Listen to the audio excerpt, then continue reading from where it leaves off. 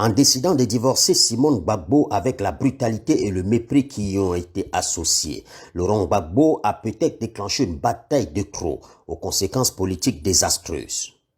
Depuis la répudiation publique à sa descente d'avion de son épouse Simone accompagnée de leurs enfants, la grogne monte au sein même des partisans de Laurent Gbagbo. Cette erreur stratégique est venue s'ajouter à ce que certains, au sein de la propre famille politique de l'ancien président ivoirien, considèrent comme son égoïsme et son insouciance. Le manque de solidarité à l'égard de ses lieutenants en exil, dont le plus célèbre d'entre eux a été son compagnon de prison à la CPI, Charles Blé Goudé pour ne pas le citer.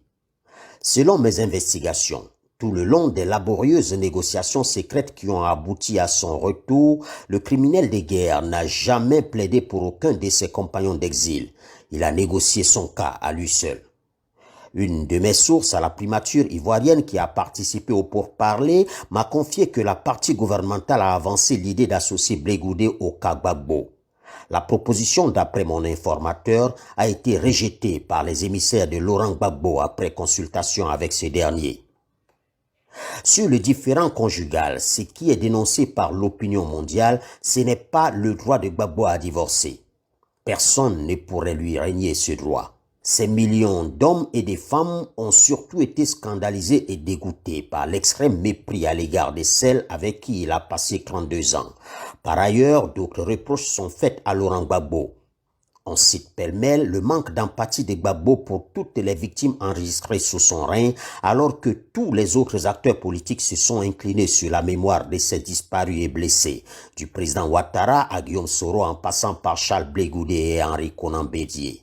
Il y a aussi l'absence de solidarité avec d'autres exilés de renom, comme les artistes Gadji Seli, Serge Kassi, Sidjiri Bakaba et autres. D'autre part, en même temps qu'il annonçait sa séparation d'avec Simone Gbagbo, il divorçait avec l'église évangélique pour retourner au catholicisme. Or, toute la propagande de Gbagbo a été bâtie avec l'aide des églises évangéliques. Les millions de supporters de Gbagbo en Côte d'Ivoire comme ailleurs dans le monde l'ont souvent soutenu parce qu'ils voyaient en lui un frère en Christ, comme on dit dans les églises du réveil. Ces pasteurs qui règnent des centaines de milliers de fidèles dans leurs temples et églises ont vécu le retour de Gbagbo au catholicisme comme un affront qu'ils jurent de laver à leur manière. Il n'est donc pas exagéré d'affirmer que ceux qui ont fabriqué le mythe de Gbagbo vont le défaire.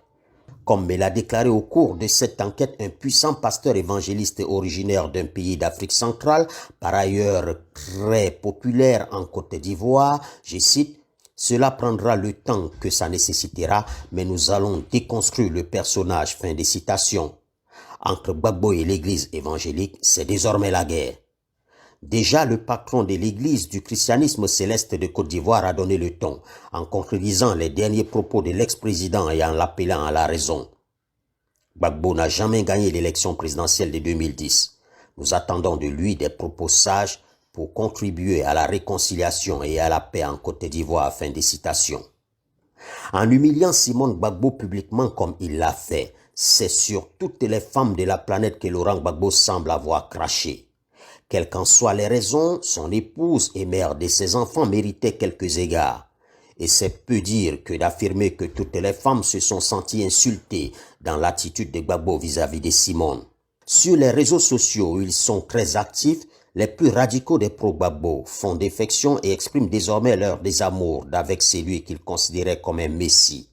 Comme d'habitude dans la galaxie Gbagbo, l'extrême outrage et la vulgarité sont démises. La case Gbagbo s'écroule donc depuis son retour d'exil et il n'est pas exagéré d'affirmer qu'en déclenchant une aussi violente procédure de divorce, le boulanger a peut-être engagé une bataille de trop qui risque de l'emporter, politiquement parlant. Ce qui est vrai est vrai.